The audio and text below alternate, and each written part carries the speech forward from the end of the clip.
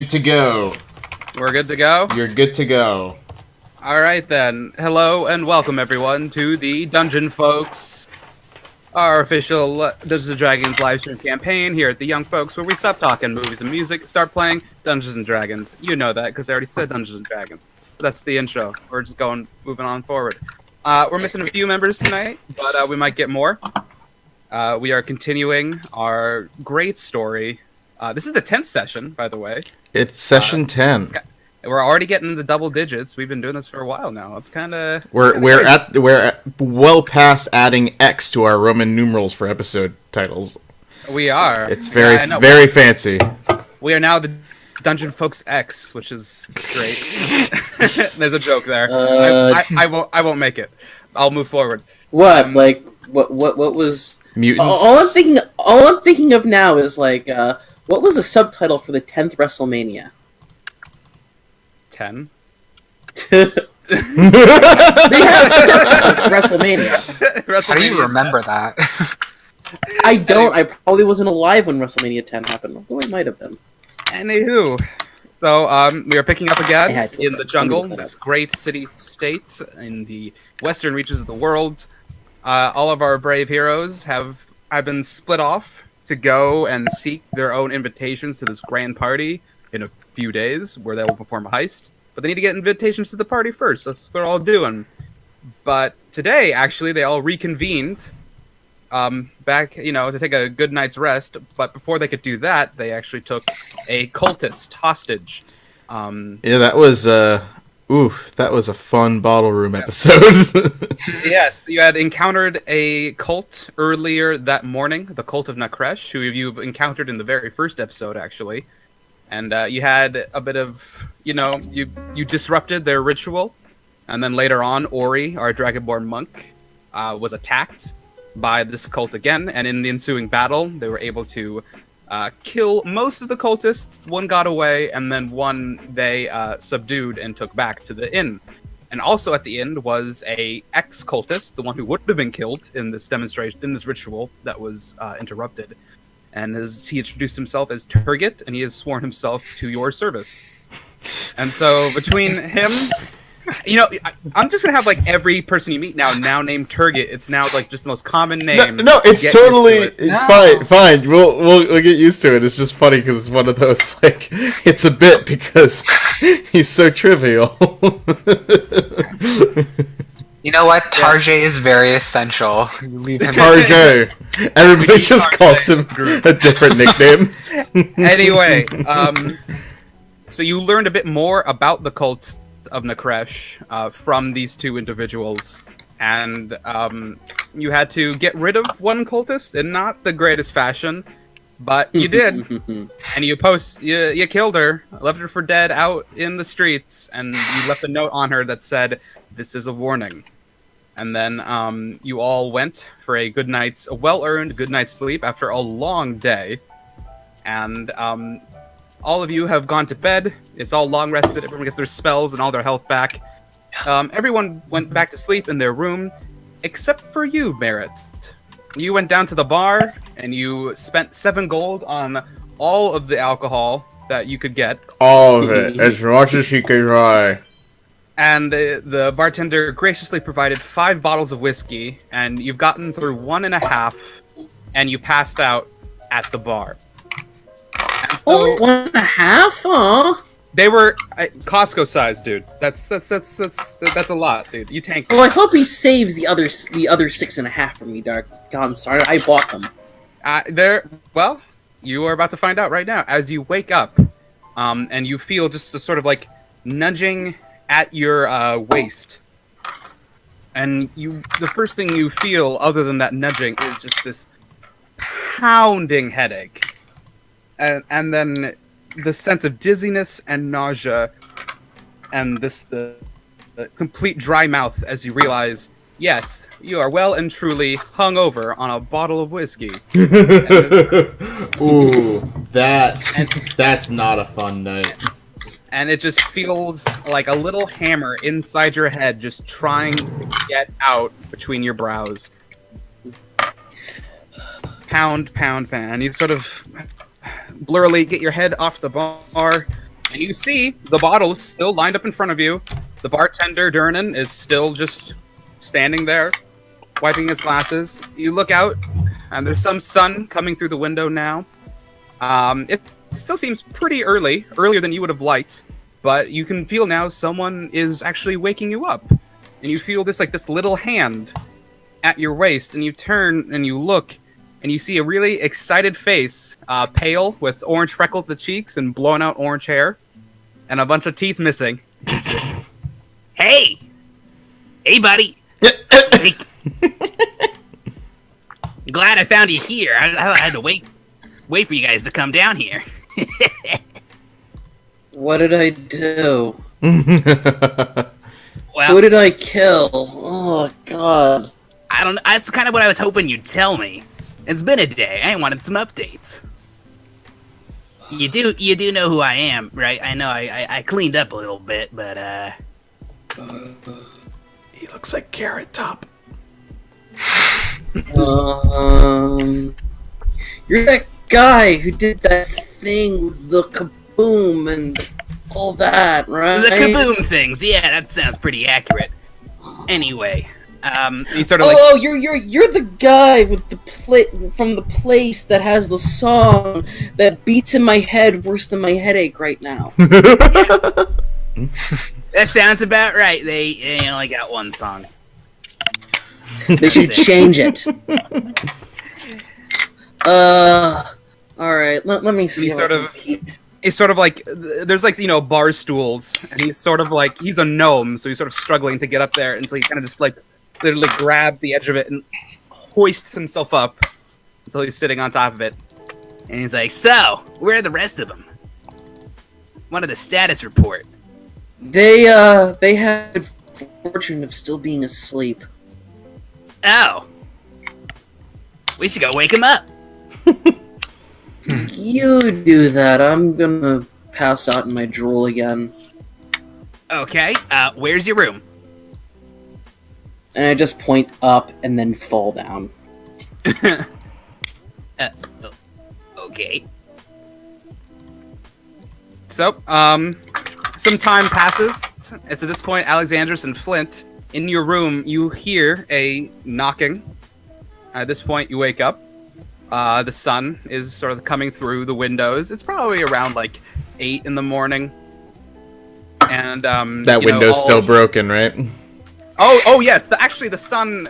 It was actually been hard to sleep. I forgot about that. It's been difficult to sleep because as soon as the sun crested open, it just shot through the room like this pillar of light. Because there is now nothing blocking that window. It was quite drafty the whole night. And you heard nothing but the ramblings and the screamings of the worst part of the jungle at night, the entire night. Yeah, it was worth it. But now you are hearing a knocking on your door. Karnov and Ori and Turgid are all still asleep. But the two of you wake up, and there is a very insistent knocking. I'm just kind of groggily rolling in the bed, trying to still sleep a little, and I'm just blatantly ignoring.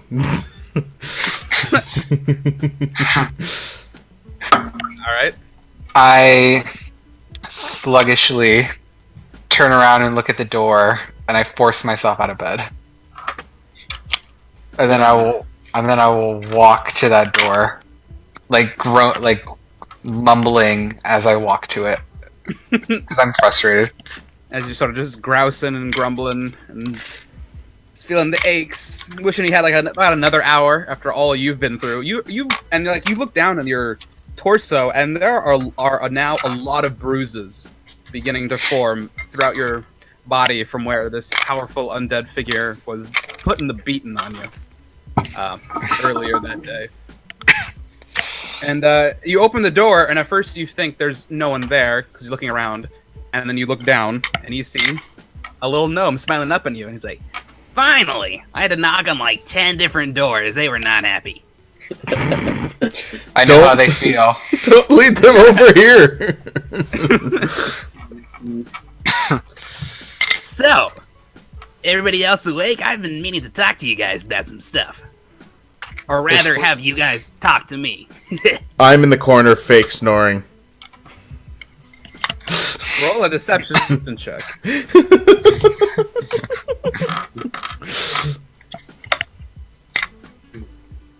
Alright. Just for fun. What's my modifier? I think it's probably +1. I think you have a 12 charisma. 0. Oh, okay. So 6. So you go in the most over-dramatic way possible, and he's like, I know a fake snore when I hear one.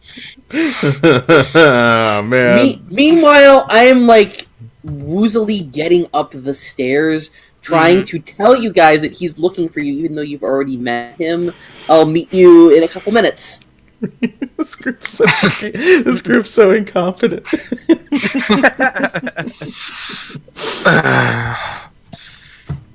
And so, Alvin Blacklung, just without even asking, walks himself into the room. And first thing he sees the window, and he's like, Man, this place is a shithole, isn't it? The shittiest. They'd give you a room with a window like that? What kind of idiot bashes open a window like that? I groggily raise my hand as I roll off of the bed. Oh. Man, you guys really are a rough bunch, huh? Getting rougher by the day. Anyway, I just wanted to see how your progress was doing. Y'all left my shop, having told me that you go get some invitations for yourselves for the gala. I'm working on the schematics of the place. It's incomplete still, but I'm making good progress. Ugh. So, just wanted to hear who got their invitation, who's still working on it. I finally stumble into the room. yeah, Alexandros and Flint, you see Merritt walk through, clutching his head, holding onto the doorframe for support, looking like complete shit. Good evening, guys. It's the morning.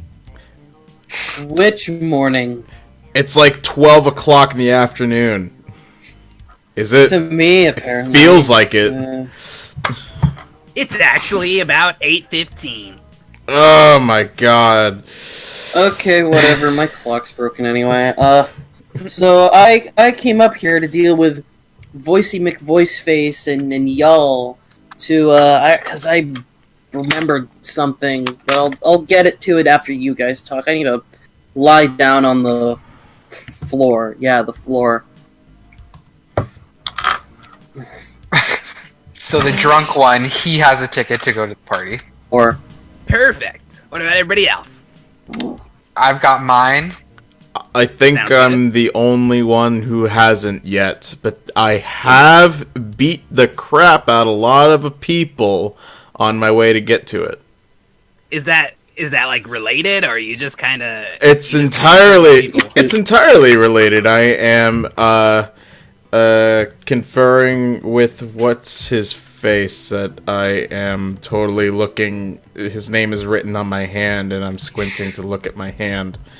Scroll through the compendium. you forgot his name, I interject. That's why I wrote it down.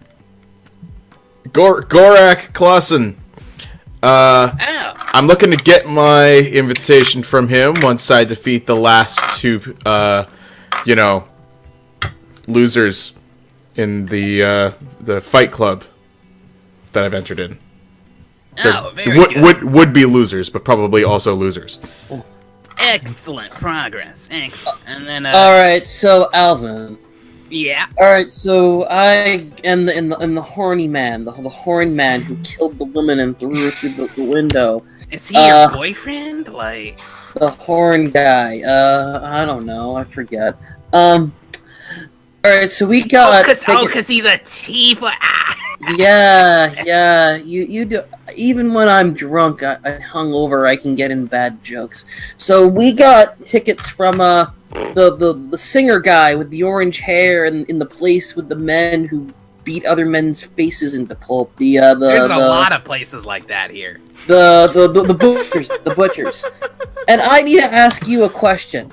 All right, so when we do this, I 100% do not want the butchers to find out we're doing this. I do not want them to feel like we are betraying them by doing this, because I do not want my face beat in.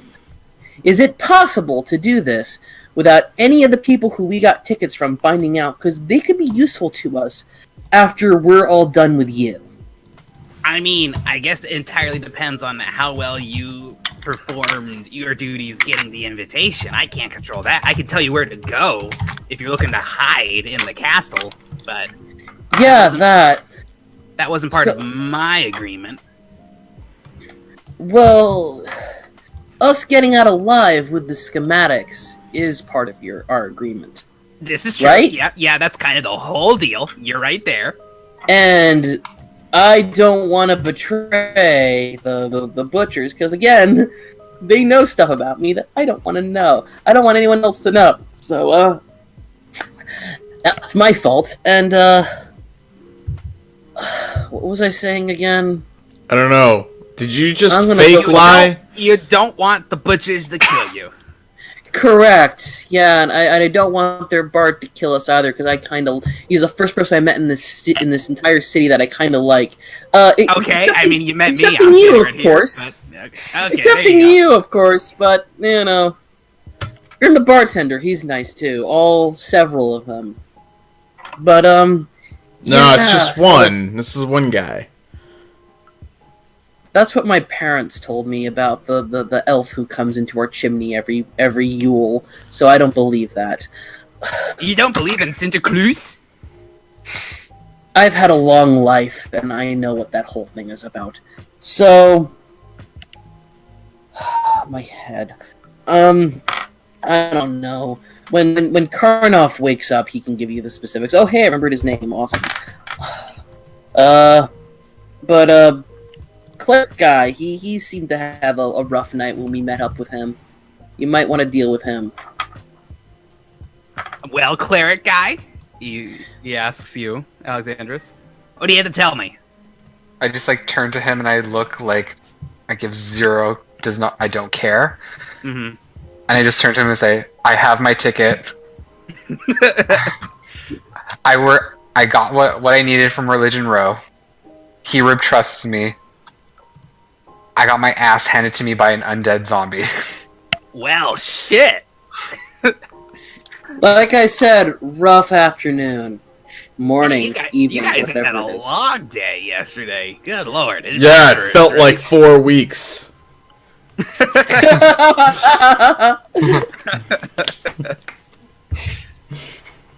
Oh, man. Yeah.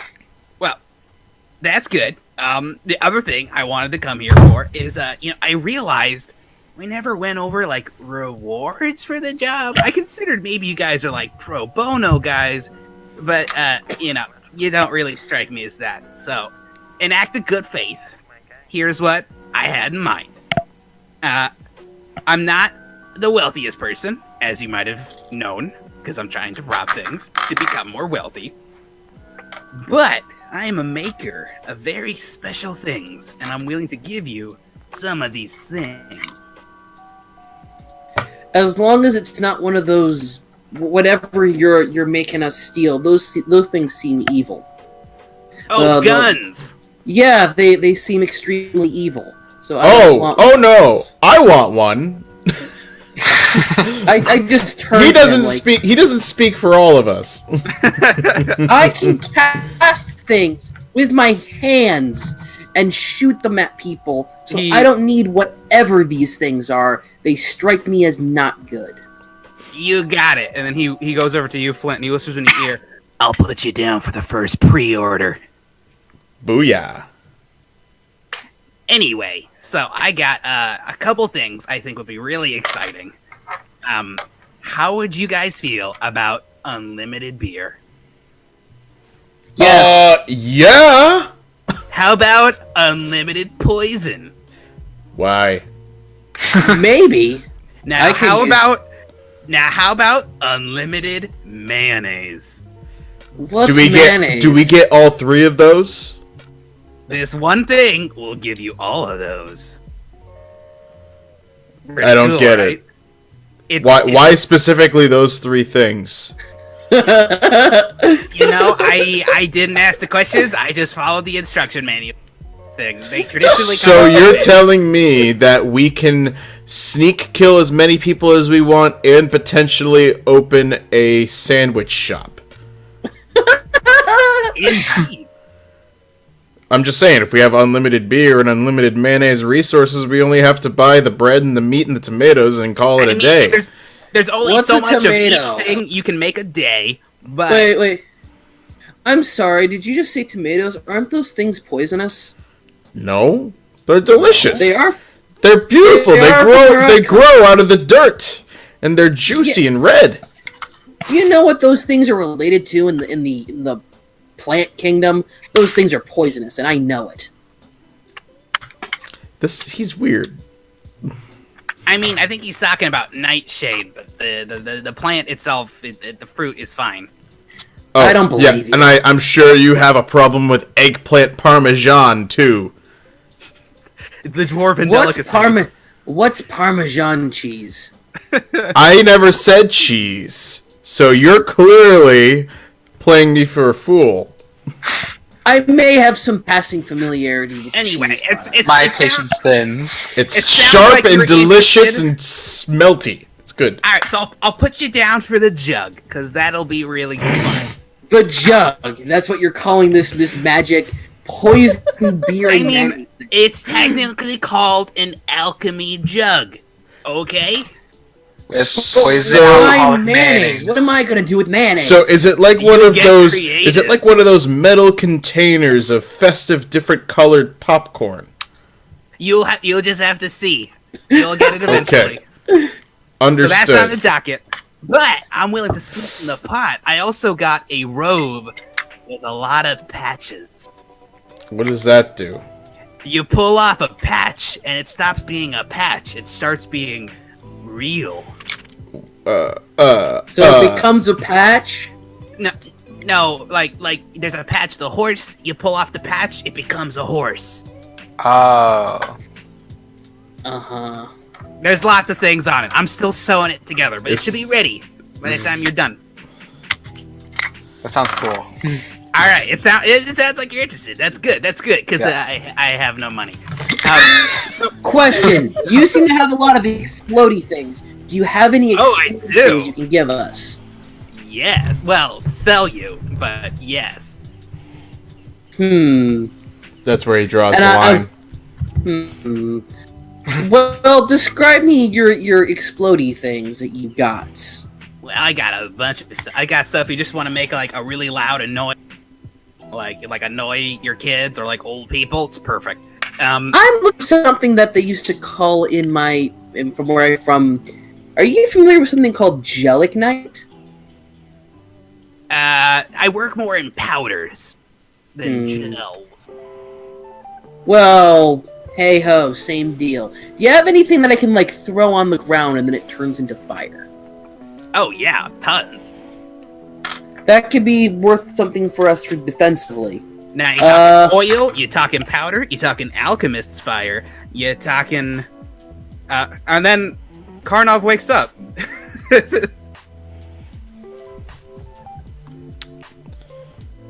Now I gotta fix the layout. Hey, Travis, hello. Hello. Hello, Karnov. You wake up. Oh, did I miss something? You wake up and you get out of bed and you sit up and you see Ori and Turgid are still asleep, but Merritt, Alexandros, and Flint are all in the room and they're talking to Alvin Blacklung, your gnome friend who has joined you and is talking to you guys. Okay, so we're still at the tavern then. Oh yes. You're in your room at the tavern. It's like Okay. 8 in the morning. It is And people early. won't go to sleep. And the light is shining through the broken window, and you wake up to Alvin and his really abrasive voice being like, I got black powder, I got oil, I got alchemist fire, any of those up to your fancy? what can I... Well, let's talk cost first. Let's talk volume first. Alright, let's just meet you in the middle. How much of a powder that I can drop on the floor and it turns into fire can I buy for, He's I don't know, being 5 very pieces? specific. I know what I want. I mean, like, are we talking like you want to cook something, you want to make a show, or you want to like hurt people? The last one. What do you think? Alright. I got a really small thing for about 10 gold. Hmm. You'll have to swing by the shop. It's not like I'm walking around strapped. So anyway, at this point, Karnov, are you doing anything? I'm taking it all in right now. All right. Well, if you sit up at all at that point, Alvin looks around and he's like, "Oh, the tiefling's up. Hey, He has a name. No, he's fine. He's fine. Karnov, you'll never believe it. He's offering us unlimited beer and mayonnaise. For what? the reward for the heist." Don't eat the We're mayonnaise. trying to figure out why it's specifically mayonnaise. Wait. That's what we're doing this for? Among other things. That's just We're also just getting- sweetening the deal. Oh, well, we're that's also fine getting some. We're also getting some sort of robe, and potentially, if you go into it with me, some Basic- sort of powder that we can throw on the ground and it turns into fire. That can, And I Bas- mean, here's the Basically, he's hooking us up with a toy box because he has no money. I see. But mean, what it's about these give and trade. blueprints? What do we get out of these blueprints then? Well, I mean, that's the We're thing. getting You give me the flint one of them, I blueprints, guess. I give you these magic items I made. Eh? This sounds like an old legend about a beanstalk I know. I don't make the beans. You have to find those. That doesn't make me feel any better. But who There's needs the- beans when you got mayonnaise? Am I right? What is Anyway. mayonnaise? I think it was I made. said. I think it was made by the French. It's Who just are the like French? it's like if you whip What's up the some French? eggs and like cream. It makes a sandwich really nice. Why do you need this? that when you can just eat the eggs? Because it's like an oily consistency that's not butter. Butter's perfectly fine. No, it's a lemony tanginess that it adds. What's Trust a me. lemon? You're not making any sense. Why does this man refuse to understand what do you fruits? eat like your entire life? Yeah, even I know what a lemon is. Why are we debating food this Anyway. early? Because I'm Anyway. hungry. Why don't you look, eat real hang on. foods like rhubarb? I thought we were doing this for money. I mean, these things are worth more than money. We were getting the blueprints because I don't have money. So when do we get a cut of the money you're going to make? Well, I mean, this is why I wanted to talk There's to you your guys sense. and work out the arrangement. I got you these great things. You can do a lot of stuff with them. If anything, I'm losing. They're great investments. You mentioned a sandwich shop. That sounds fantastic. There's lots of stuff in the patches. You can sell those. And, you're going into the Clockwork Castle. If you steal anything from there, I don't care. You can keep it. I just want the schematics. And okay, here's the thing. Consider this a down payment, just to show you that I'm not yanking your chains here. And he reaches into his little like pouch, and he pulls out 5 stones, and they're all about like the size of a pretty big coin, and they're all round, and they have a carving in all of them of like a profile of a face with a mouth open and a hand like this, sort of like someone's like whispering, like. Eh. And he hands one out to each of you, and he puts one sort of on Ori's bed, where he's sleeping. He says, "So, when we're in the mission, we'll be, using the fun guy's spores. But in the meantime, I know you guys are splitting up. If you want to communicate, you can use these. I have one too, so you can always message me as well. That actually sounds useful. I mean, the one catch is that the spell is kind of crappy, and you can usually... You can only say, like, 25 words, and the other person can say 25 words. That's Why still more 25 useful than words? anything else you've offered. Listen, magic has arbitrary rules, and we just gotta live with them. I can Gotta vouch love for what that. he's saying. Yeah, it's Alright, like did they're you- designed. It's like they're pre-designed to have some kind of moral ambiguity in terms of the lessons they give to us. Oh, by the way, I only think you've heard about the ridiculous jug. He's also offering us some sort of robe that can turn into crap. Can you describe that to him? Oh, so it's a rope. It's got a lot of little patches on it. You rip off the patches become whatever they are. They become what? It's full of useful items. Like, there's a patch, and it's like a horse. You rip off the horse, it becomes a real horse. Boom. So what's the catch with that? Are they cursed? Like, does it turn into, like, an undead horse? I mean, like, when you run out of patches, it's kind of just a rope. But the patches are really cool. I'm Do still we have working on the use for patch. that? One of the patches might be a bunch of diamonds. I'm still working on it. Well, I then have why don't you just make the patch for your... Well, I already figured that out. I have my reservations now. Can we It always sounds- add more to the robe? More patches. I'm adding as much as I can before it becomes too... I don't know. But if it becomes empty of patches, we can always come back to you and, you know, you can solicit more patches out of us. No, Potentially. we can ask Magic's a you, little weird. we can buy. Oh, they're magic. It Yeah, sounds like a common. It sounds like what they call a monkey's paw. Is this a monkey's paw, Alvin? it's Are you selling us a called, monkey? It's called a robe of useful items. So That's And such he- a lame he- name that it has to be the truth. well, it is useful in quotation marks. No, True. that's... Well, I mean, if the whole title's in quotation marks, yes, but useful. They're actually useful. They sound vaguely useful. Look, I'm in no condition to make a discussion. I have a just pounding headache.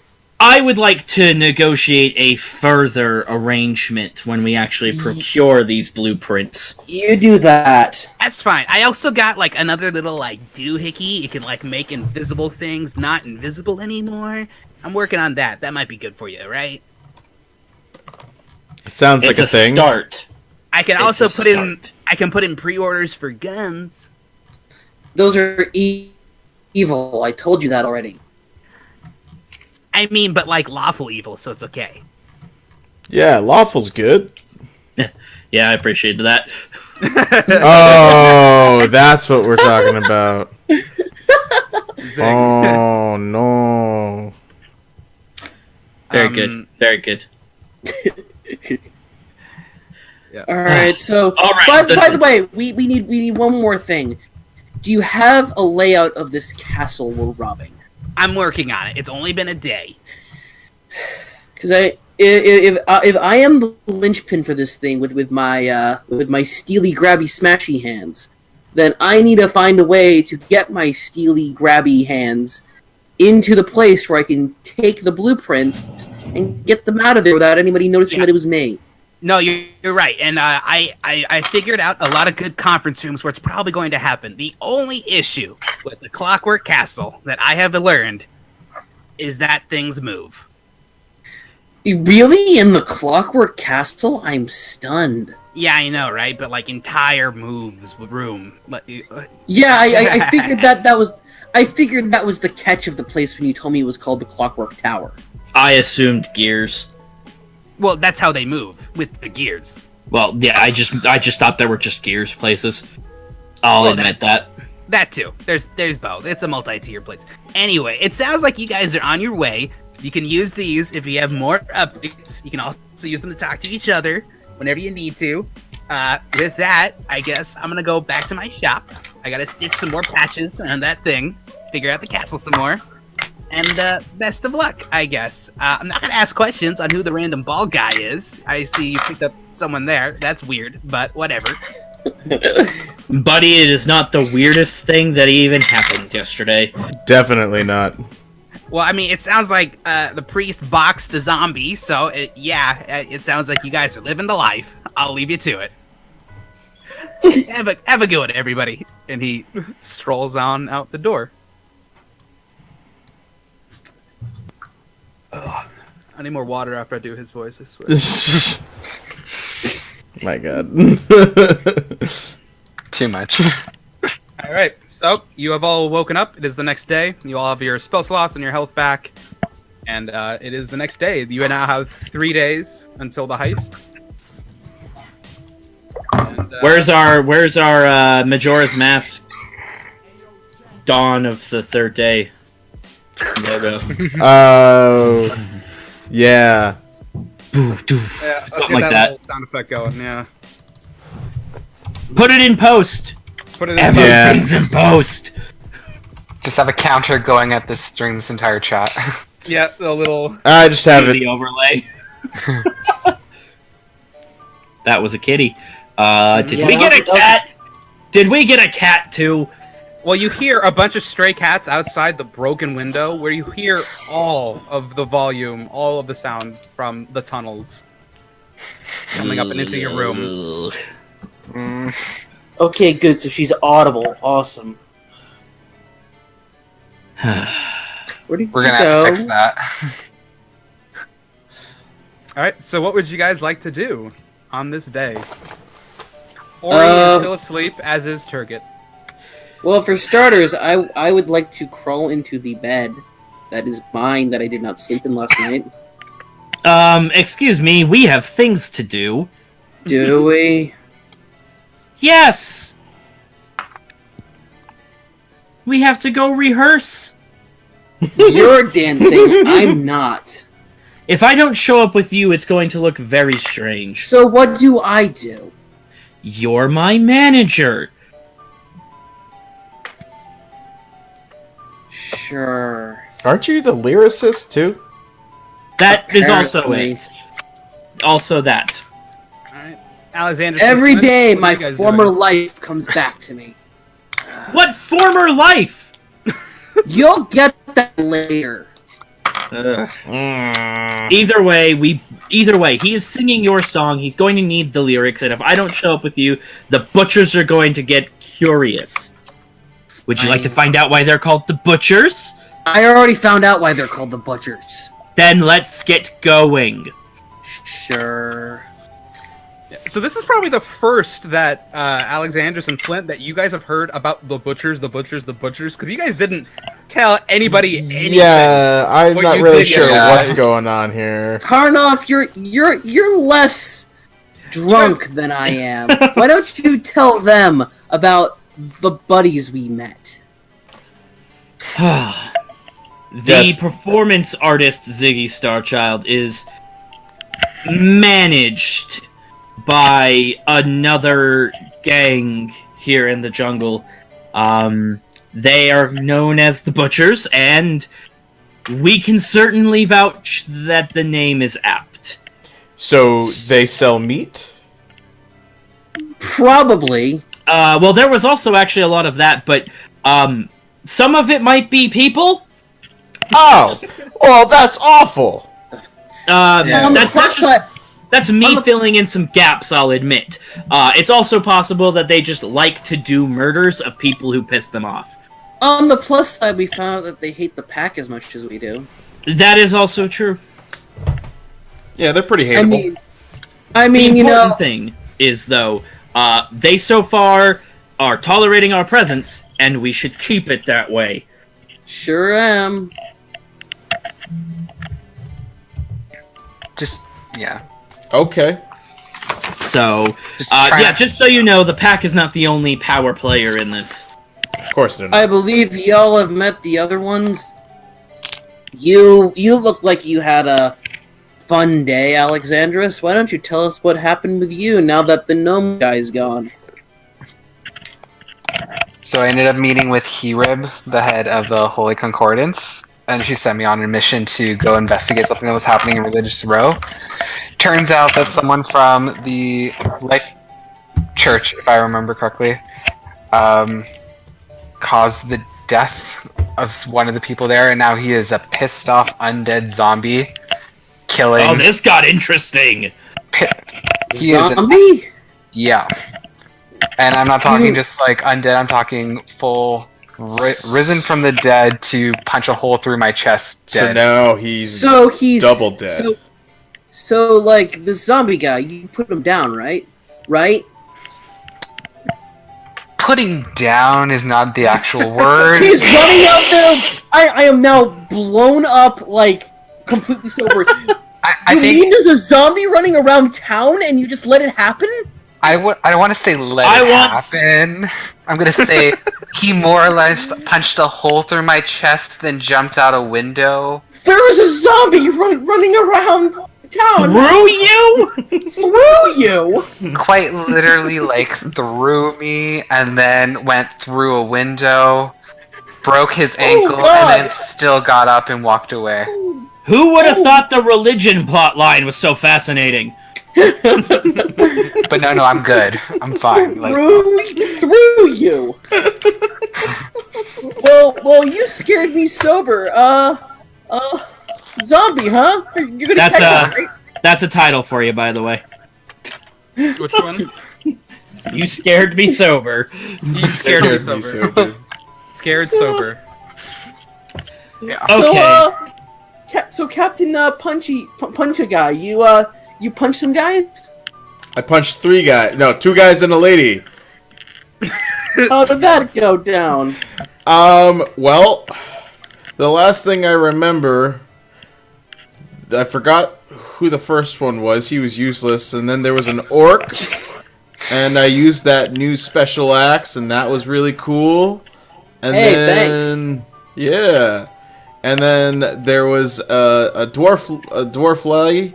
Then she grew double big and tried to stomp on me, and I killed her too. Big? Yeah, that's a thing that mountain dwarfs do. I don't know if you guys knew that. I'm learning a lot today. Yeah. So, she tried to step on me, and she failed badly. It was epic. And we met Ori later on in the day, so we have a gist of what he did. So, this was an eventful 24 hours. Yeah. And It feels like it's been a million years, I'm not gonna lie. I made that You, joke earlier.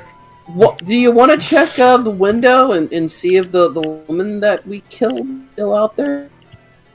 Where did we leave that? You On the street. left her out on the street. Karnoth put a note on her body and walked away. Super It was chill. Awesome. It was pretty gangster. So she's still out there, right? Or did they like collect your body? Is there like a guy who like goes around the cart and yells, "Bring out your dead" here, or is that another thing? Are you looking at the window? Yeah, I am. Do I see anything? You see one goblin sort of lurking about. You see a couple of sort of people in shoddy clothing stumbling around, trying to like scuttle over to the train station. You see that same homeless guy you see multiple times, still huddled in a different puddle, and the body of the woman is gone. Huh. So she was dead when you pinned that note to her, right, Karnoff? Oh, well, by the time I walked away, she sure was. Are you sure of that? You were drunk. Do we Yes, want to be that's conveyed? what I want to know. I am aware of what a dead body looks like. Yes. Are you sure? Because I just spotted zombies, so like. Yes, that's why I'm asking. There's clearly some zombie stuff happening in this place. Are you sure she didn't wake up and get up and walk and leave? Or somebody did some spelly jazz on her? Or... I am confident that she was dead when I left. That is all I can say. I cannot speak for what happened after I was no longer present. I'll take your word on that specific parameters.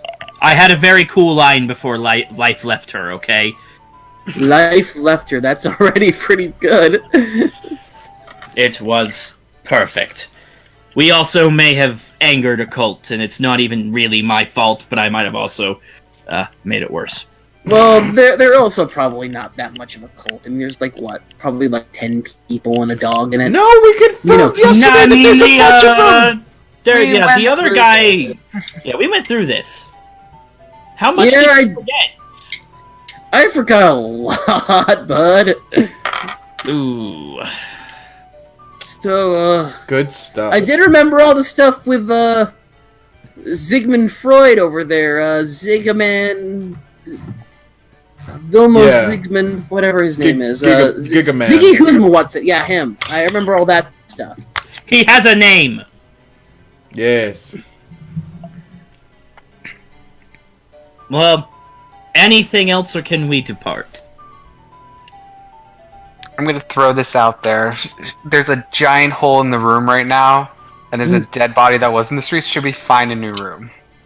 Ori's paying for the window. Okay. Maybe we should change rooms tomorrow.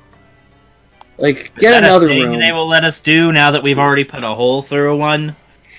We have the coin to do it, and we're going to repair the window. We should be squared away with them. This has happened once before to me, and I know that this is something we can do. This How about you figure that out then, smart guy? I'm pretty sure they're gonna let us do it. Especially if one of the more charming members of our group can do it. And I look at Alexandros. I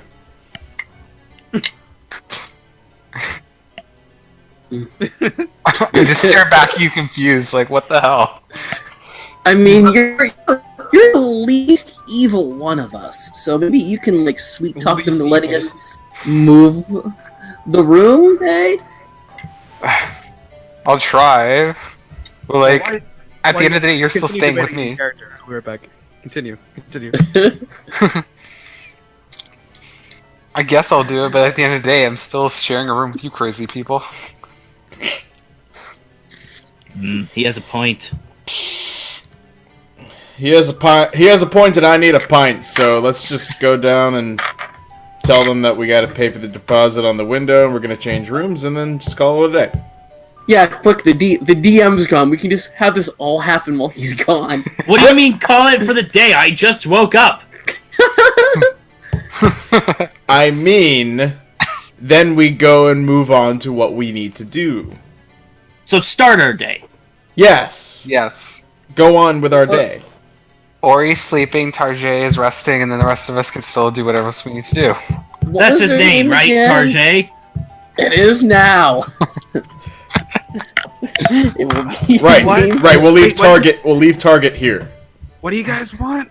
As he wakes up. What's on here? Nothing. You stay here. Store's closed. Oh, by the way, Alexander, while you were gone, we all gained like 100 levels, and we learned a bunch of new spells. And goody! Well, Tiamat shows up, so we're roll some initiative against the dragon goddess. Let's do it. We're all glowing as the sun. Turget does wake up though, and he's like, "You guys kind of argue a lot." Yeah, Quiet, Thrall. It's part of our charm. This is us. Yeah, we are the argument squad. Hey, that should be your. You know how that other group calls themselves Team Fireball. We should call ourselves the Argument Squad. I have never called myself a squad ever. That's so clunky sounding. That's all we do. It's true. All we do is yell. I mean, you guys. We just. fight stuff. Why are we arguing about arguing? I don't care. I actually think that we were all agreeing about that part. Yeah, we were. This is not an argument. This is abuse. All right. Well, Target, guys... go to sleep. All right, guys. Good luck on whatever you guys do. I guess. Protect Ori. We don't need any more messes. Of course. And he goes back to sleep. So, That's not protecting, but okay. so you guys have all received your sending stone, and I will give you guys the details on it later. You have all long rested. You have all your health and your spells back. It is a brand new day.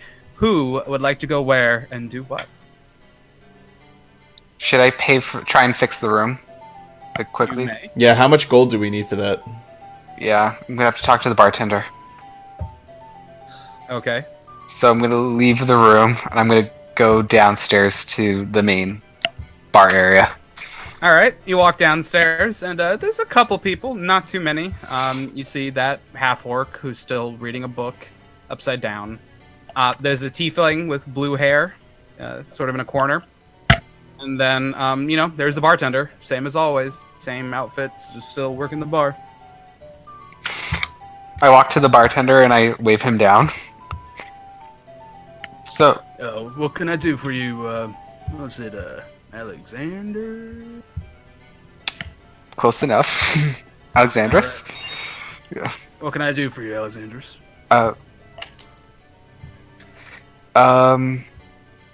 Is there any way we can change rooms?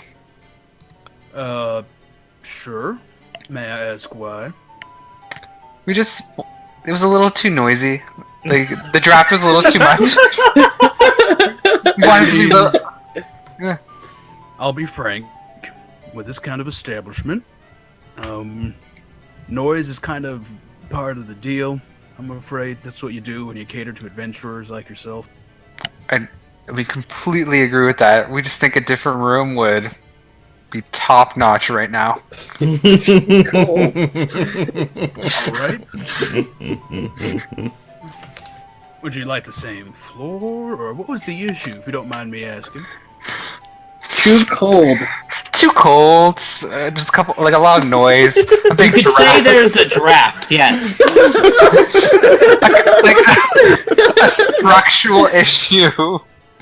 Like, Some kids threw rock through the window. Let's just put it that way. Wait, are you there? Did you say that? Yes, yeah. Well, yeah. All right. Yeah, I guess we can arrange something. Let's say that instead of your usual 1 gold, it'll be 3 gold for today, and we'll move you up. How about that? Do that. cool. Do that. It's just 3 gold just for, and then the 1 gold going forward. Yeah. Cool. That's fine. I agree with that. Yeah. He holds out his hand. Yes, and I hand him 3 of my gold. Yeah, it's just the first, last, and security. And he Yeah. pockets it away. He's like, Thank you. Cool. We'll let our monk friends know that we're moving rooms. Wait, they're both monks now? I guess. well, Ori said, I'll take you as an apprentice, so maybe. Fair enough. Cool. It's a possibility. Okay, so you have paid him. Yeah. Who would like to do what? Well, I guess I should probably head back over to, where was Hall it? of The War. Hall of War? Mm-hmm. Yeah. I'll probably just kind of, bumble my way back there. Sounds good. I'm assuming I'm still full rested anyway, regardless of Yes. whatever sleep quality we had.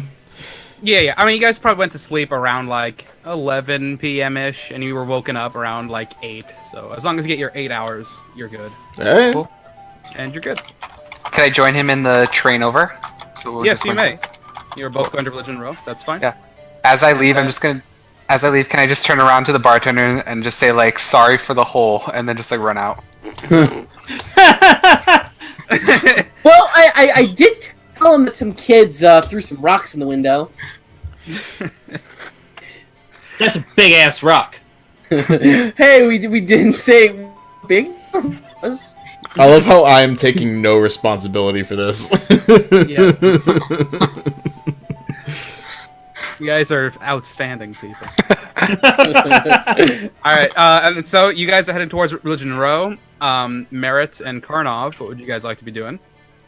We're gonna return to Ziggy. All right. Keep So, up the act.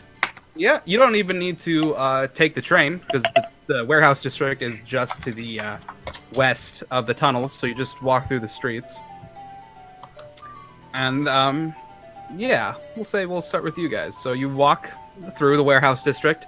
You enter it once you're hit with the smell of fish and blood of various meats being butchered. Yeah, that's familiar. You walk and you smell the salt of the sea and all of that. Walking past some nautical types and some burly butcher types in their usual outfit of plain white shirt and burlap pants and belt. And you walk up to the warehouse that has no windows or open doors and plenty of guards out front of it. And you walk up, and there's one particular tall and furry guy. And he just looks at you guys and he's like, "What do you want?" Okay, so Merritt, I He forgot gave us a what the password. He gave us a password, and I forgot what it was. We should have wrote that down. I'm looking, and I don't see it written down. Latu Barada and that's most of it, right? You're the smart one that has things together. I'm the drunk. You should have had it written down. Here, I'll say this: you guys can both make an intelligence check, but Merritt is at disadvantage I abstained from the roll. because of how much he drank. That's fair. Okay, 16. All right, you remember that he told you it was Giant's Bane. That's it, Giant's Bane. Write It's that like, down oh. this time. So if you say Giant's Bane, the furry guys goes like, "Oh, wow, the boss has really handed out to everyone now, huh?" Wait, Excuse what if me. he didn't roll correctly? Would they just not be let in? And then Remember that whole butcher's conversation? Yeah. And so he slides open this small sliding metal door, and sort of like nods his head. And you guys walk in, and it's that same really long warehouse where there's some people butchering meats, and they're usually more exotic and like tougher and like more bestial meat as opposed to your standard like boar or fish or whatever. Like you see a cat that has like 3 tails, and as the guy's cutting into it, the body itself sort of shifts in place. Like it's almost as if it was like holographic. And then you see some people sort of peering over a map, and they're like shaking their head as they're moving little wooden pieces about it. And then a Goliath woman with a bear head over her head, Joanna, who you met yesterday. She walks up to you guys and she says, "Oh, good. Boss wanted to talk to you." Oh, okay. He's like, "Yeah, so let's go." And so she We starts- follow. I follow at least. Alright, so she leads you back to that back room where you met Hote, the leader of the butchers. And she opens the door, and then you guys walk in, and you don't get about like 3 or 4 feet in when you just feel these massive hands grab you. Like, just encompass each of your torsos, and you are both lifted into the air, and you are brought face to face with Hote, the colossal half-orc leader of the butchers, and he has a fury in his eyes, and he's beginning to squeeze you guys a little bit. Oh, shit. And he just says, "I'm gonna ask you idiots this question real simple like, and I want an answer. Where is Ziggy?" Oh, he's missing? What? He came back here! You see, he should have, but he didn't. Well, it's not our fault. Really? And he's like really like, Yeah. like the air sort of like exiting your lungs a little bit. It's harder to speak. Yes, really! Because he used to always come here until you idiots showed up. Now he's missing. So sorry that I'm jumping to that kind of conclusion. I actually acknowledge your logic, and it's pretty flawless, all things considered. But it wasn't us. It wasn't you. No. No. You have any ideas where he could be? I know the last place we were with him. Yes, as a matter of fact, we got accosted by a cult who jumped us for no reason at all in the middle of the marketplace. Do you think I'm stupid? That sounds ridiculous as all hell. Do I look like I'm lying to you? Have I ever You lied look to like you? you lie every goddamn minute of your pathetic life. And he just throws you across the room. And I did not. You take 10 points of bludgeoning damage. Oh! And you crash into a table. Well, That's what you get for being bad at lying. I didn't lie. Also, that hurt. Oh, you know it's gonna hurt even more, boy. And he walks over, and now, Karnov, he is dragging you across the floor. As he Makes walks sense. up, and he sort of gets down to a squat to look at you now, Merritt, and says, Here's the deal. You guys really had nothing to do with this. I don't believe you. So you're gonna fix it. I'm giving you the 24 hours to find Ziggy. And if that don't happen, here's what. and he holds up you, Karnov. He says, I'm gonna rip your head off your spiny little neck. Then I'm gonna take his head, and I'm gonna take you, human. I'm gonna shove his horns where the sun don't shine. Until you bleed a lot. and he That drops sounds you, Karnov. reasonable. I thought so too. He sort of wipes off the creases of his shirt. Well, clock's ticking. Find him. He sort of lumbers back over to a big barrel of ale and starts just pouring himself We need something. to get out of here right now, Merritt. I can't walk anymore. Drag me. I mean, I don't have a lot of strength, but okay. Give me a room. Oh, don't be such a shady shit. I didn't tell him anything that was cool. I didn't tell him any fucking lie. Do you know where the fuck he is? Dude, you reek bullshit all the time. I've never lied once to him. How does he know? To him. For Like, once. Alright, I'm gonna try to drag him out of here. Alright, Like, I mean, put if him you guys, over my put his arm over my shoulder, and I'm not that much taller than him. yeah, I mean, it takes a while and you move really slowly, but if you keep at it, you can eventually hobble out of Hote's room and back out through the warehouse. And while you're dragging him away, that's where we'll POV shift. So, Alexandris and Flint, you're on the train. You're riding to Religion Row. You're on the train. And you actually notice, while you're on the train, you see the conductor walk by, and it's really weird. The conductor is not a gnome. He's actually a drow man. Oh. Oh. And That's interesting. I'm like nudging Alexander, just like, huh? Would you look at that? And as he walks by the two of you, he actually winks. And then he walks over to some other guy with a hood sitting at the back of the car, and he hands him a little package. And then that guy takes it, and he walks out, and he goes into a different car. And the conductor goes back to the train cockpit. Still didn't figure out what that was called. Conductor's room? Someone in the comments. Someone who's watching. Someone in the chat. The cabin. Tell us what the front of a train is called. Because I don't know. I think we got one person. It's probably Well, if that one person The really front knows of the train. that's great. Anyway.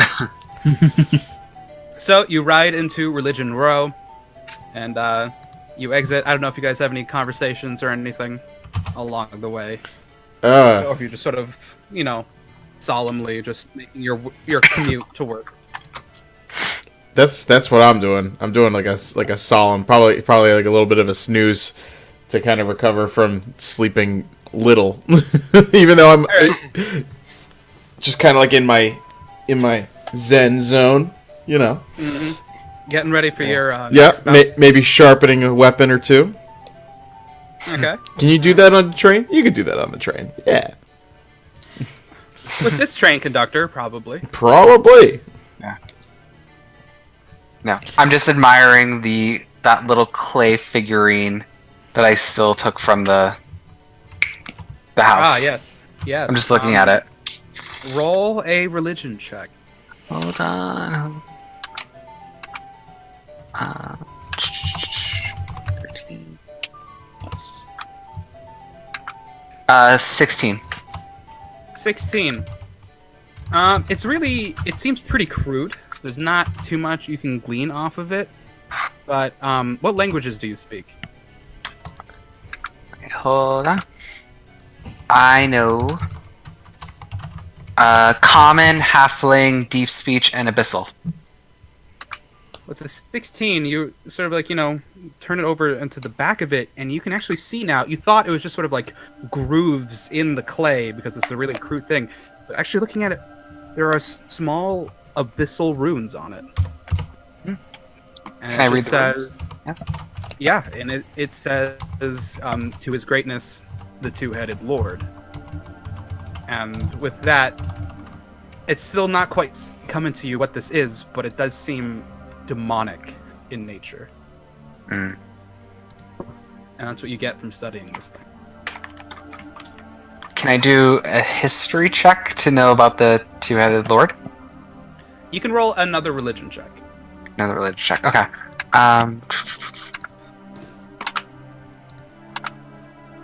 12. 12. It's a little... I mean, there's lots of various... Demons come in lots of shapes and sizes, and there's many more that you know that aren't even well documented. And given that this little clay idol still feels unfinished, it's really hard to tell who this refers to. But it definitely, you guess it's probably a powerful demon if it's worthy of having an idol to it. But other than that, it's not quite coming to you. Okay. I just nudge Flint, and I show him the little statue, just to see be like, look what I found in the house. What is it? It's a little clay idol. It looks like of a two-headed demon. There's some strange markings on it. Any idea what kind of language they're in? Well, they're in Abyssal, and I've been able to read it. But it's basically it looks familiar. I just have no idea who it could be. I don't even like demons with regular heads. So.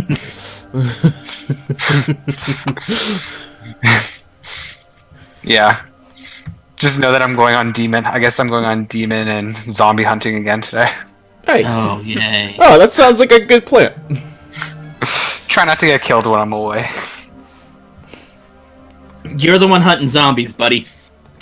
He's the one in a ring.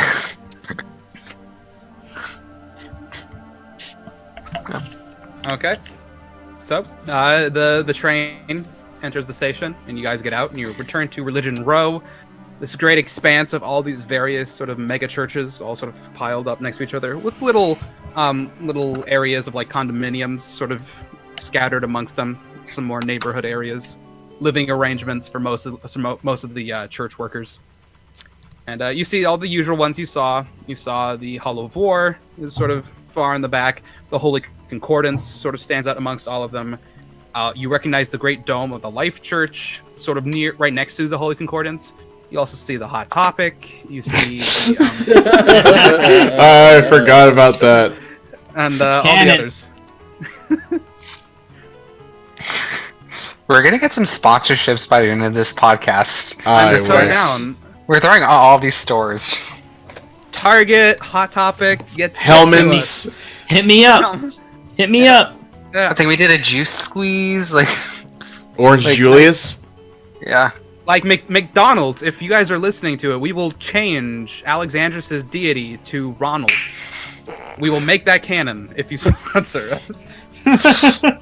Health potions from now on will be Shamrock Well, shakes. we will You can make also this happen. include a shameless Ed Sheeran cameo. Operators are standing by for your call. The part of Ziggy Starchild now played by Ed Sheeran. Oh no, no! I don't want Not it. save him then. All right. No, we Okay. need him. I need Ziggy. Where would you guys like to go? Okay. Let's see. How far down is the Hall of War? It's about like 5-10 minute walk. What?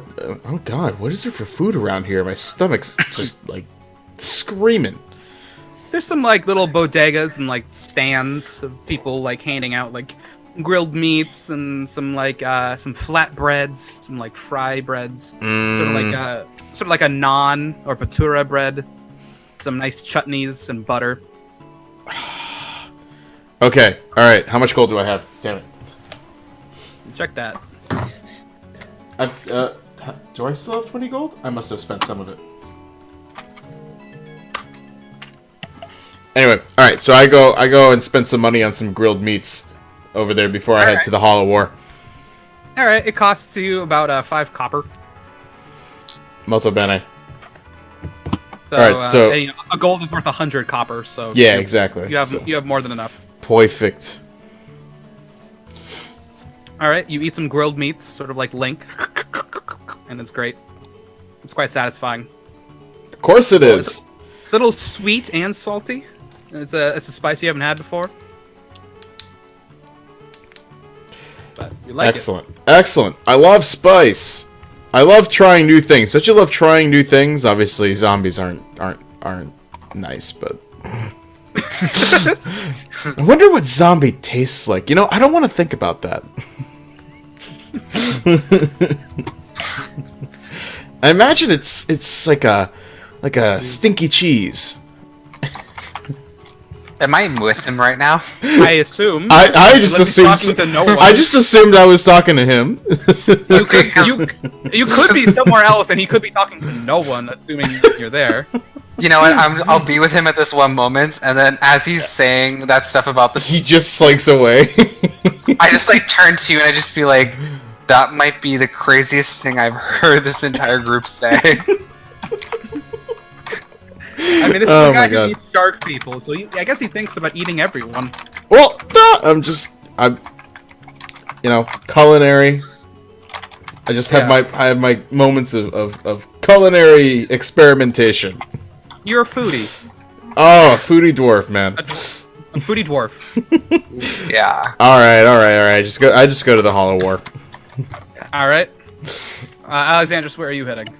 I think I'm gonna head to the hot topic. You're gonna head to the hot topic. Okay. You walk over. Its real name, its in canon name, is the Cathedral of Mortality. Okay. So it's hot topic. It's I describe it as sort of like the castle in Prague. It's like it has black spires and all these gargoyles all over. All right, I'm gonna Evan, look for can you Prague find some Rock.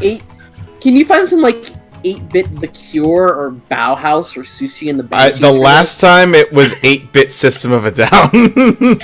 That works too. do something proper. Do some 8-bit AFI or something. All right, so you walk in, and it's really dark in here. Like the light comes in with the door, and you just hear as you walk in, your eyes take a second to adjust. It's only lit with candlelight in here.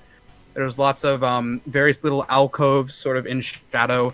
Everyone here is wearing black, and as you sort of stand here gawking, you just hear a voice like, "Hey man, can you close the door?" Yeah. And, as I do it, it's like a hard shove. It's like, oh, thanks. And you see sort of skulking out from behind you, or from your left, from where the door was, you see a drow man, and he's wearing a garment completely made out of dark black feathers. And he's got his white hair sort of in a bang that just sort of hangs over one eye. And he just says, "Welcome to the cathedral, brother." Can I help you find anything? I'm looking for some information Well, that maybe just- you don't just- have with. But just so you know, like anything you need to buy here, it's buy one get one half off. I admire the wall of Funkos. Yeah, man. Do you want like a little Kellen? Buy one get one free for the figurines. Holy symbols. We got them all, man. Wonderful. The idols. Maybe later. I guess for now, just Excellent. need Well, I to mean, talk. if you need any other help with anything, my name is Damon, and I'm here to help, man. Oh, Sweet. what deity are you with? What deity you worship? Kellenvor. Nice, sick. Yeah, he's a good one. Yeah. I'm with the Raven Queen myself, as you might have noticed. I attend here, and we got a Kellenvor section over in the back, man.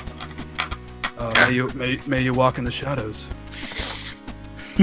Yes. May you dance in the darkness. And then I walk away. God. It's a much smaller church. There's maybe like 3 pews, and like whereas like the Hall of War was like very long and had all these alcoves. There's really only like 6 here, Okay. and several of them you can't even recognize. Like they're pretty obscure, but you assume they are death or grave gods, or maybe even some devotees of the Shadowfell. You see the Raven Queen is sort of the biggest one in the center, but you see the other big one sort of right to the left of that. You do see the skeletal arm and the Libra of Kellenvor. Cool. So is there anyone around the arm of Kellenvor? No, currently no. Is there anyone else in the area right now? Yeah, there's one. There's like one figure that's sort of just on the pews, just sort of like looks like they're crumpled up, and there's one person who is kneeling by the Raven Queen shrine. Okay. I think I'm going to go to the one who's like not Okay. the kneeling one. Yeah. And then I'm going. Yeah. So I'll walk to him and I'll tap him on the shoulder, or her, whoever it is. It's it's an older human woman. And she looks up here and she's like, "Yes." I had a question about if you've heard of anything that's happening in Religion Row lately. Well, there's many whispers of the hanged man. Yes. So I've met the Hangman, and he is a Yeah. Sort of like backs up as you say that. Yes. This is a trick. It's not a good one. It is no trick. And then I just show her like a little bit of the book that I have.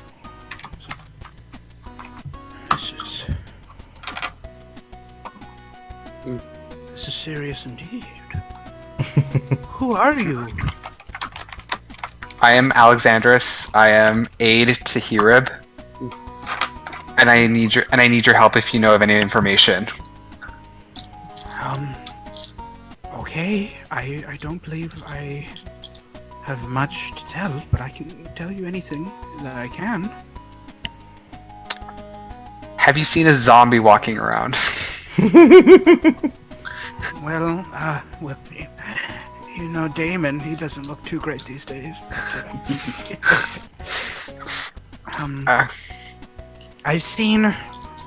I haven't seen much myself. I don't go out too much, these old legs, but my grandson tells me that, they're building the new condos.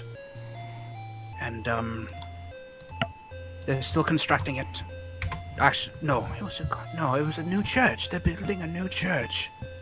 They haven't put in the bells yet, and they've gated off the building so people don't go over. But people say that they've seen rotting flesh on the barbed wires.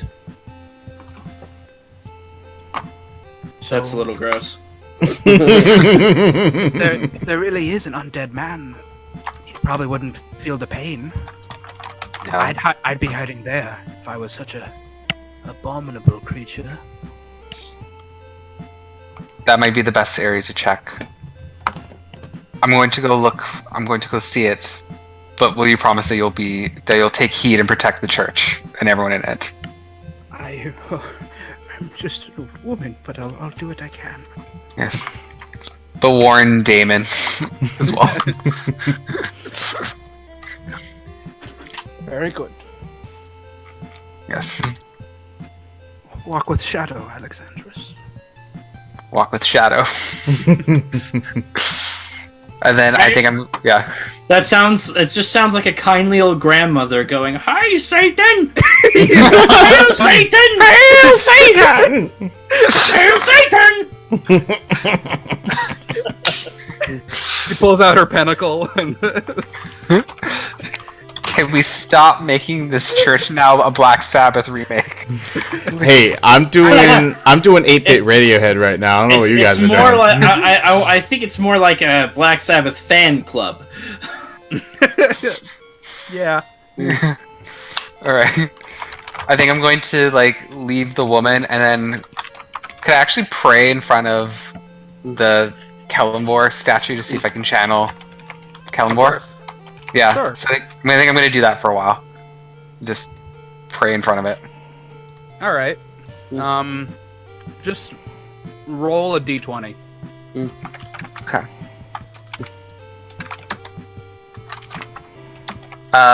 4. All right. You kneel for a bit. You commune with Kalimvor, and nothing unusual happens. But this is your usual ritual of preparing your spells as a cleric, and it feels a bit more. You feel a bit more lively in this process. You're usually doing it in the room with your own little holy symbol, but being in front of a proper area, it just feels more comfortable. Okay. Cool. All right. So Flint, Oh yes. you walk in to the Hall of War. There's people already gathered there, and there's an orc with one eye, and he's like, "Hey, the dwarf is back!" You're damn right I'm back. And he sort of waddles on up to you, and he's like, "You ready for your next fight?" Don't you know it? I just ate some meat on the way down here and had a very chilly sleep, and I'm rearing to go. Perfect. Full belly, strong arms. Best of luck in the fight club for you. And he starts patting you on the back, and he's like, Hey, Gorak! He's here! I was just wondering where he was. He's where he always is. and you see Gorak up in his elevated throne over the fighting pit. And he sort of looks over at his name being called, and he sees you, Flint, and he just nods. And he gestures to come forward. Sorry, I was changing the music here. I approach him up there, and then I give him a good old handshake and say, "Gorak, how you doing, my friend? The government got you pushing too many pencils?" And he just says, Wonderful. "Flint, you son of a bitch." Oh my god, that was too easy. Are you ready? Are you ready for your next fight? Oh, don't you know it? Because he is. And you look down, and in the pit you see a human man kneeling already in the pit, and he's wearing sort of strange armor. It's made of lacquerware and various plates, all sort of stacked up. And you see he has these these really long curved blades on his back. Really? They're katanas. Oh no. Okay. And he's sort of sitting there kneeling, and his eyes are closed, and he's breathing. And Gorak turns to you, Flint, and he says, "Be warned, he was the champion up until just recently. He will not be an easy fight." Was he now? He looks like he's got everything. He looks like he's pretty got things together there. I gotta say, it's kind of formidable looking. And formidable indeed. He's a man of honor, but he's a man of ferocity. Well, I can get down with ferocity. Honor's not really something that I've gotten so good with, but maybe I could change that. I hope that you do. We are very honorable folk here. Although, I do say we admire the ferocity more than honor. Not to say that I don't find myself on. I just kind of keep going, talking myself in circles, and then I'm just kind of walking back down to the ring. Oh, so you pulled a merit. Yeah, he's rubbing off on me. Talking myself in circles about what honor actually is supposed to be. And so, he's like, are you ready then? Thumbs up. Alright, let down the ladder. And so they roll down the ladder into the pit. Get the Mortal Kombat music ready. Oh, jeez. What do I got? What do I got? This is all too chill. Pit. Like it's. No, we'll just do Guile's theme. Appropriate.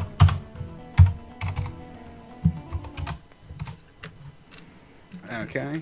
There we go. All right. Here we go. Octagon cam. There we go. Click my screen. Sweet. No, I already got it. You're kind of like in a dedicated larger window at this point in my stream here. So here we go. You descend into the pit once again. This big arena of sand, the sand octagon, with these wide walls that you cannot climb up, and there's a ring of people starting to form already, even though it's only about 9 or 10 in the morning. They start walking. It's like, nice. I like a good crowd. Flint's fighting Sune. Oh, this is gonna be a good fight. Sune, what? He's still fighting? Yeah, he's gonna climb his way back up. You just hear all this murmuring, and this man in the sand is still kneeling, has barely even acknowledged anything. And then at some point, his eyes just flicker open, and they are a cold, black, piercing, and they're just intent upon you. And he gets up, the sand sort of falling away from his knees. He's clearly been down there a while. And he just says, well met, dwarf. What is your name? They call me Flint. I've never heard of you, but I hear you're the best battler around here. And he draws both of his blades. They just slide out of their sheaths. And they're both... He's dual-wielding them, and yet they seem pretty long and heavy for dual-wielding. And he says, I am Yoshitsune, Storm of the East. It will be my honor to bring you to the ground. And he just prepares both of his blades. And I would like you, Flint, to roll initiative. Bum, bum, bum, bum, bum, bum, bum, bum, bum. That's all I'm doing because we'll get content ID'd otherwise. Yeah. Right. Exactly. Just do it one beat off. So it's like bum bum bum bum bum bum bum bum. It's like it's in major key. Yeah. Do it until it becomes No! a What? Did you roll a 1? Did you roll a really bad initiative? I rolled a 1. Sweet, awesome. So he You're goes about to first. get. Oh no! I'm gonna get smashed. Okay, I'd like to ask you this question: what weapon are you using? I intended to use my longsword. Okay, are you using that with your shield, or are you two-handing it? Shield. Are you gonna make him stab himself? Sword and shield. Okay, perfect. So, So AC 18. what? My armor class 18 now. Yes, wonderful. Yeah. So he looks at you, and he just sort of his legs sort of scooch back, his heels scooch back in the sand, and he just releases this crazy battle cry of yeah, and he surges forward, and without even being able to see it, he twirls in the air and spins, and slashes at you 3 times.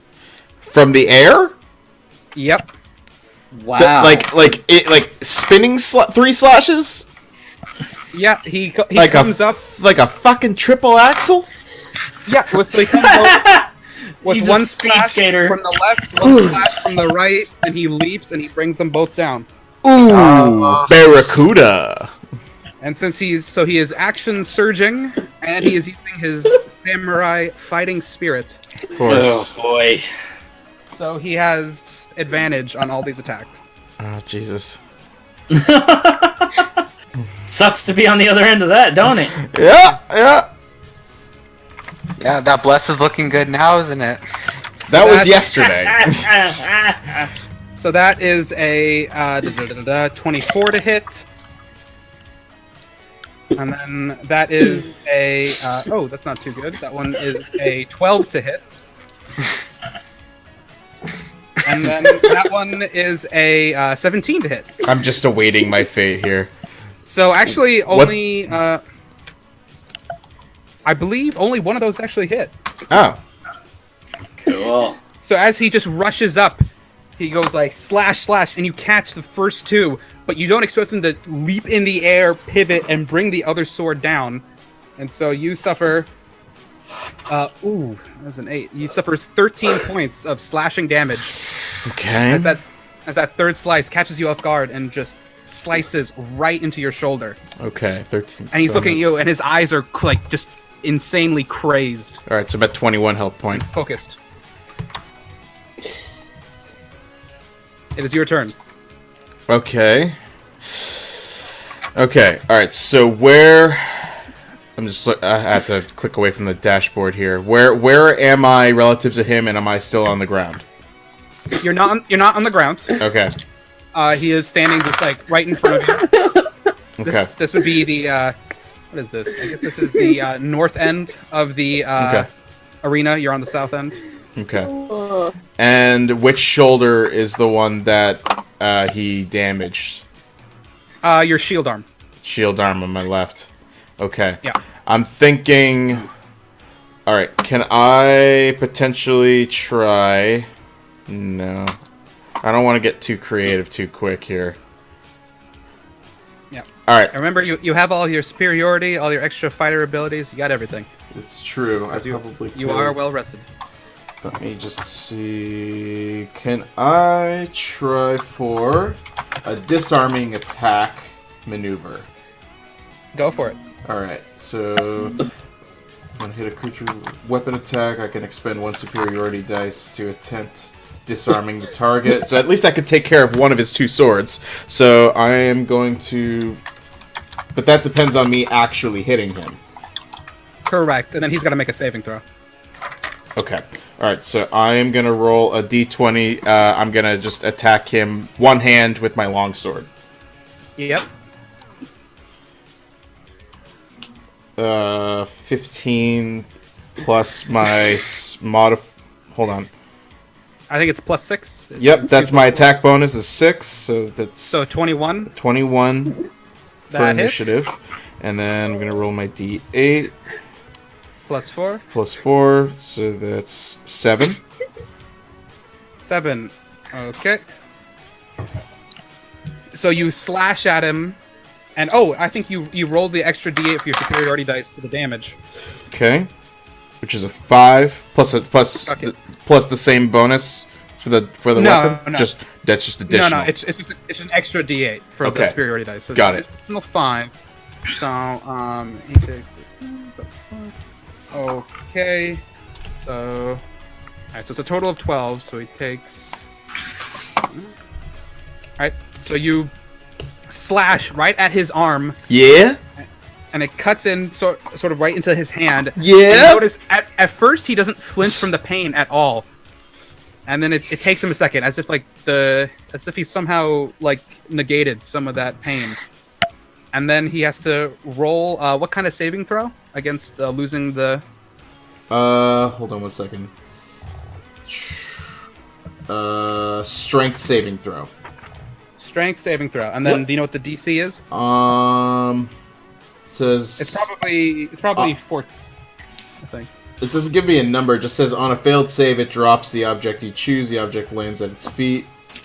Add superiority die to attack's damage roll, and the target must make a strength saving throw. Right. Okay. And so your maneuver DC is 8 plus your proficiency plus your strength. So that's 8 plus 2 plus 4, so 14. He's got to make a 14. Got it.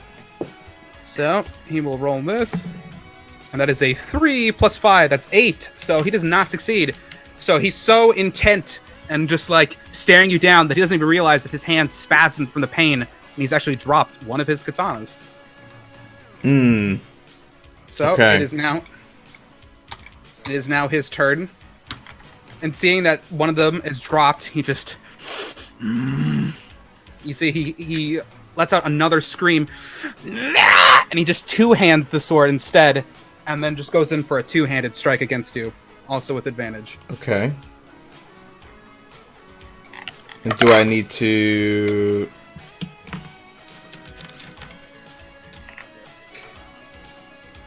I'm rolling a... Sorry, my brain's just like spacing out. It's okay. That is a 9 Just trying to plus- comprehend the showdown. Even Yeah, with I know. I'm advantage, like it is- picturing it in my head. I'm like, this is like super Yeah. anime. It's very anime. He drops one katana, he two-hands another, goes in for a big upward swipe, and he rolled, even with advantage, the 9 plus 5, so 14. I believe that misses. So you see the blade coming up, and you just, like, block it with your shield, and it bounces off. But he still has that Good. fire in his eyes. And it is now your turn. And Okay. he is now two-handing his sword. Okay, I am going to kind of drop kick my shield at his hands. I'm gonna drop kick my shield at his hands, and in hopes that if that hits, I'm gonna action surge my long sword with two hands at it. Okay, what are you trying to do? Are you just trying to do damage, or are you trying to do another disarming? I'm not. I was just getting creative with another disarming, but I don't know if I could actually do two of those in the same round. You can't. It's a different round. Okay. Yeah, so I'll do it like that. So I'll just try another disarming attack then. Alright, so you gotta roll that attack, see if it hits. Let's see. 10 plus 6, so 16. 16 just misses. Of course it does. It's okay. You come in for your swinging slash, and he swats it away with his. And then on his turn, he is just going to. He's actually going to. He spins around, and he actually, as a bonus action, he'll grab his other sword so that he's dual wielding again, and then he'll just pivot around for just one sword swipe, one-handed against you. And there's a regular roll. That is 3 plus 5, 8. So that will miss. Okay. As he does this like spinny spin, he comes down with the katana, and you just duck down, and it goes right over your head. Whiff. And it is now your turn. He is now dual wielding again. Okay. Oof. Alright, so I guess I'm gonna have to... I guess I'm just gonna have to try for a disarming attack again, not to be boring, but... If he's still holding two of those, and I roll a 13 plus 6, so 19. 19 hits? Yep. Alright, so roll your damage, plus another d8 for the damage, and then he's got to roll a strength save. 7 plus 4, okay. Man, I need to roll different dice. He rolls an 8 again, so once again, he drops one of his swords. Okay. So how much damage is that? One was 11, and then the next is an additional 4. Okay, so he takes 15. Ouch, okay. Cool. So, almost the exact same thing happens, but this time you hit the other hand, and he stares at you as the blade goes in, not registering some of that pain, but then the hand drops the sword, and once again, he's only holding one sword now. And so, with that, he sort of looks down, he goes... He sort of like sees how bloody his hands are getting. He just closes his eyes for a second, he takes like 3 short breaths. Almost as if he gains a second wind. And so that is. Where's my d10? And he will regain 10 hit points.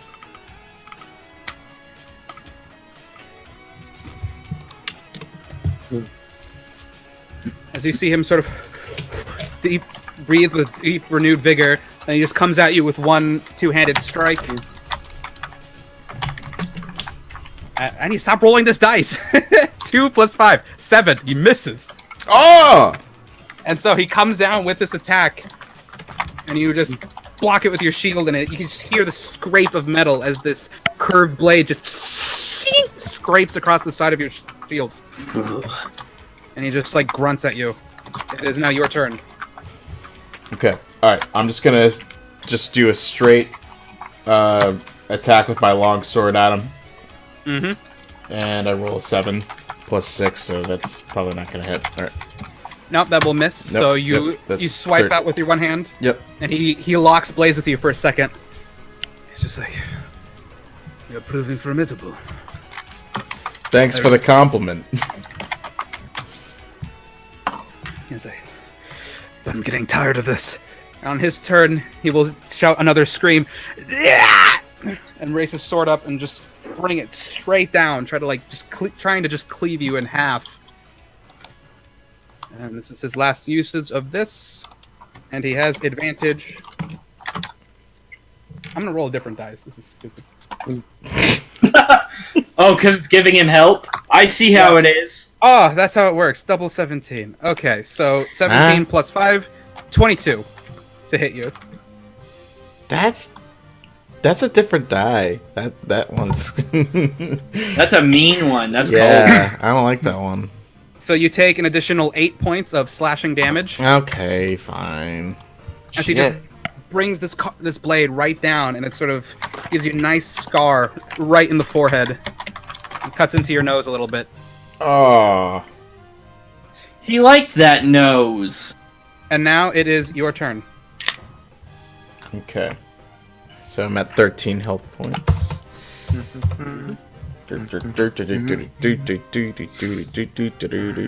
Oh god, where am I?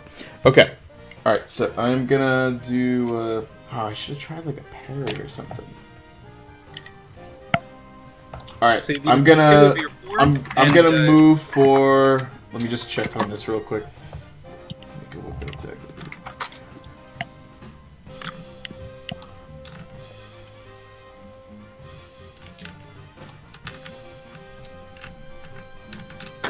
Okay, alright. I'm gonna make a precision attack. Okay. So yeah, you roll the d20, and then if you think you're gonna miss, you can add a d8 to it. Well, I rolled a natural 18 plus 6. Okay. So it's gonna be. So that'll do yeah, it. So you don't even need. that's fine. Okay, so That's roll your fine. damage. It's 8 plus 4. Okay, it's 12. 12 points. Okay. So you sort of just hack at his belly, and you feel your sword dig into a little bit of flesh, piercing sort of that lacquerware. He sort of grunts at it. He's starting to look a little bit hurt now, but he still seems like he has a bit more energy than you. And he will just pivot around, and bonus action, he will grab his other sword again. And then with that sword he just picked up, he will sort of slice, sort of flicking up some of the sand as he does it. Just a simple one-handed attack against you. And that is a 15 to hit you. I believe that misses. Mm. And so once again, you just sort of dodge back, and the blade just narrowly misses from going up your chin and meeting where the other slice happened. Jesus. It is your turn. Okay. Alright. I'm just gonna make another attack at his stomach region area. And I roll a 7. All right. 7 plus 6. Oh, 6, right. So that's 13. Yep. All right. So if you wanted to precision attack now, this is when. That's where I would do that. Alright, so I would roll an additional a D8. And Okay, then so, that'll add to the attack, not the damage. Okay, which was an 8. Okay, so that would take it to a 21, and that would hit. Cool. All right. So roll your damage. D8 plus 4. 5. Okay, 9. 9 points. Now he's with that, and you stab it right into his gut, and he grunts a little bit. You see a little blood sputter out of his lip, and now he's looking to about your level with it. He's beginning to look a little bit panicked. So he will make 2 attacks against you, one with each hand. So that is a 20 to hit you, not natural, just 20. And then that is a 22 to hit you. Can I parry one of them? Yeah, that reduces the damage, right? The that will use up your last superiority dice. Well, getting close to this, the end of this anyway, I'd imagine. Yeah, so first you will take, that's another 13 points of damage. So you can parry that to reduce it. Okay. I can So- expend... Okay, so I'm rolling a d20 and adding my dexterity. It's just that it says add dexterity modifier. Oh, yeah, you're right. Okay, so go for it. 19 plus the 1, so that's 20. Okay, so that works. So you roll... Oh, so it's superiority die plus your dexterity mod. Okay, so roll the d8. Oh, my bad. Yeah. 5 plus... so that's 6. 6, okay, so you reduce it from 13 to 5, so you take 5 points of damage. Okay. And then with the second attack, you take another 5 points of damage. So you take a total of 10.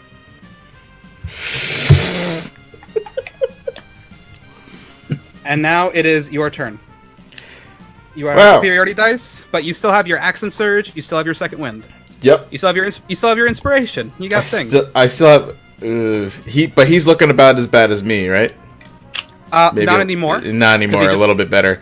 Yeah, he totally just owned me there. Yeah. What is right. your health? Oh, okay. My health is at 3. Great. All right. I'm thinking I'm gonna just kind of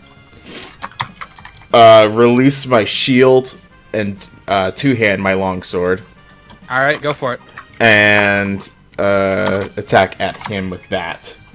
Mm-hmm. So I got 11 plus 6. My attack bonus stays the same if I'm two-handing. Yeah, it's the same. Yep, so 17. When he's dual wielding, 17 will just miss. God damn it. You do have... Can I action Vince? surge?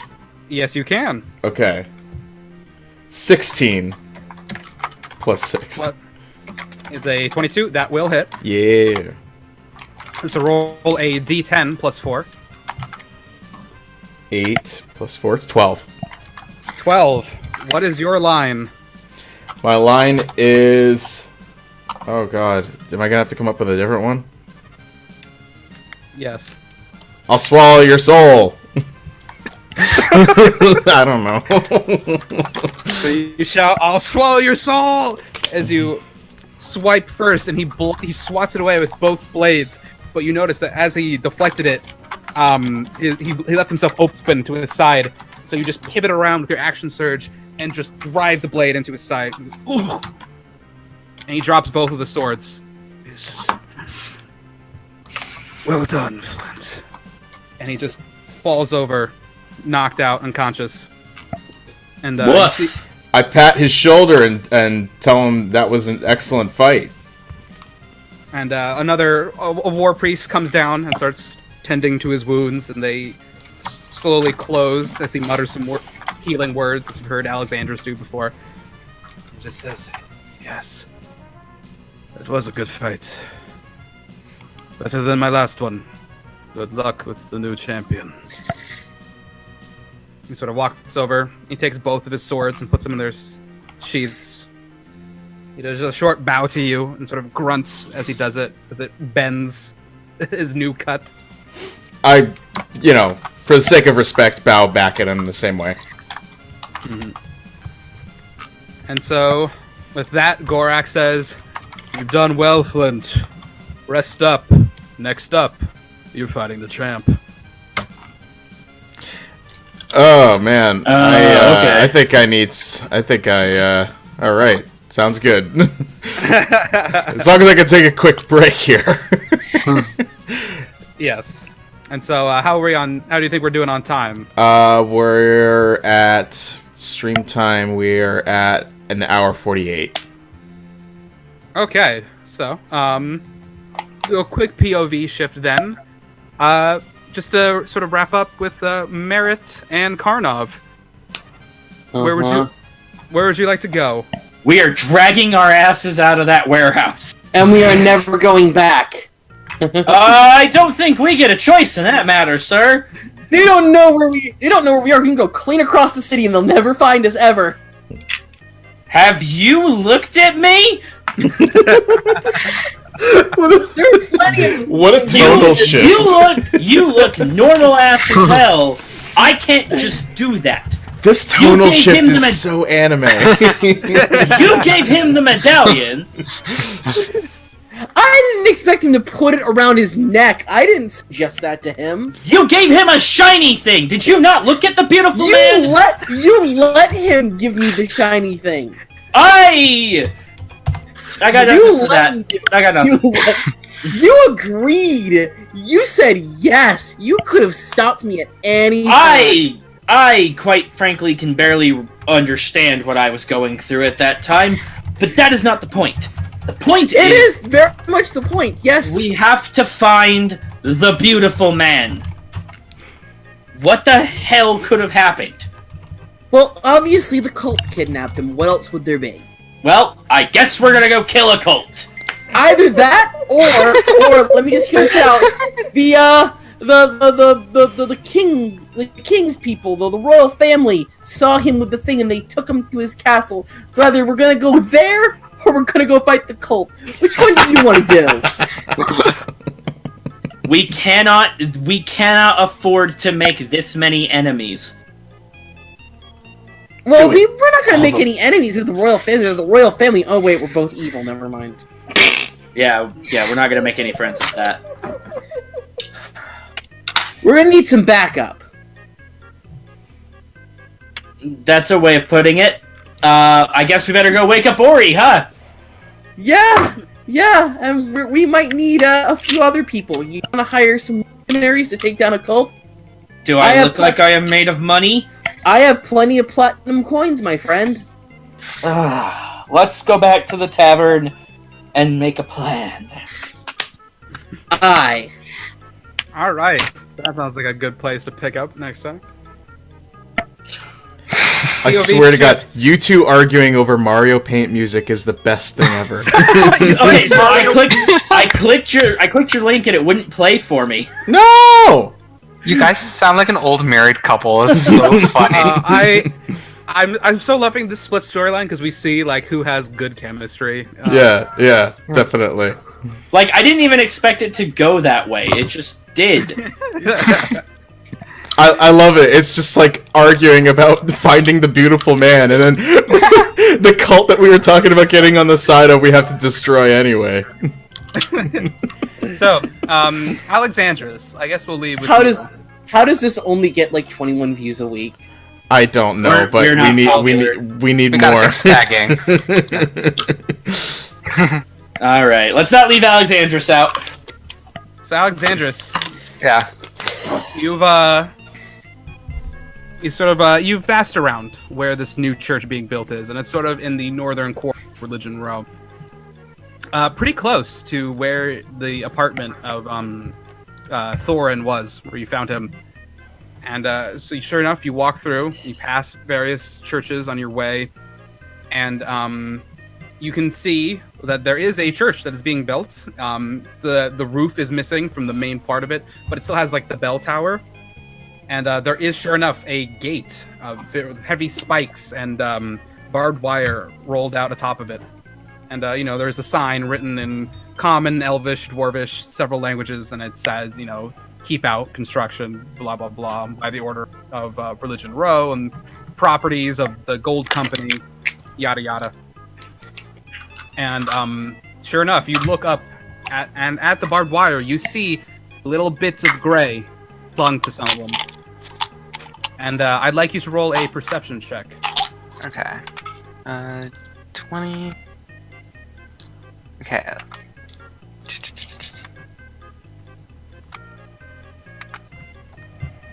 Okay, I swear this is how it is with my modifier and everything. 24. 24. That's really good, because that means we get to end on a cool...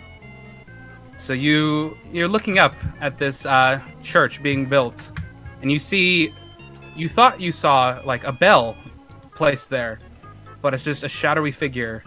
And looking at it closely, you see two orange lights, and then the shadow moves. Huh? And that is where we'll end this session of the dungeon, folks. I forgot to change it to I forgot to change it to creepy music, so it's still playing Mario Paint when he sees Musical dissonance! Tonal clash. We're being Creepy subversive here. Yes. We'll end there. We'll pick it up next week. And hopefully I can restore some health points before I fight the last guy. We'll short rest you up, and you will face Molto bene. another fighter, the champion, and we'll see how that goes.